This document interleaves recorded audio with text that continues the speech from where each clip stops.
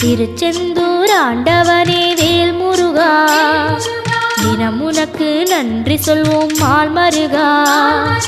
திருவடியில் தவம் இருப்போம் திருமுருகா, தீப்பெழுது நலமெனவே வடிவழகா.